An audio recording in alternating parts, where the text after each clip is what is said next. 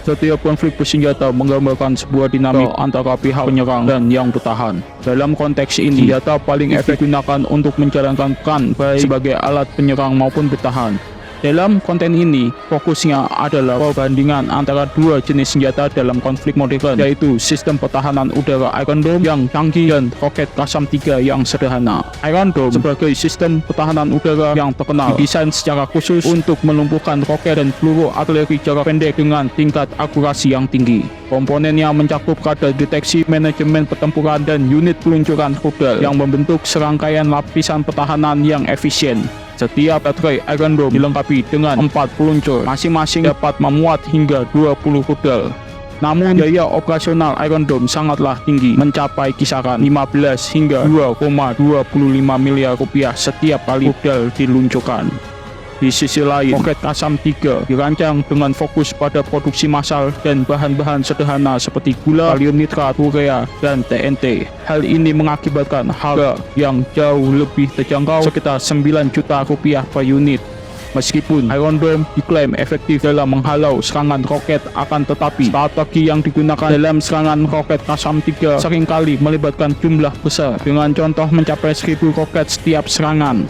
Dalam total biaya serangan roket Qassam 3 sekitar 9 miliar rupiah, terlihat perbandingan yang signifikan dibandingkan dengan total biaya Iron Dome yang mencapai sekitar 2,25 triliun rupiah untuk menghadapi roket-roket tersebut. Namun, Iron Dome memiliki keterbatasan dalam jumlah rudal yang siap diluncurkan. Berdasarkan dari Wikipedia, hanya sekitar 800 rudal sesuai perhitungan 10 baterai kali 4 peluncur kali 20 rudal sama dengan 800 rudal siap menghalau serangan udara.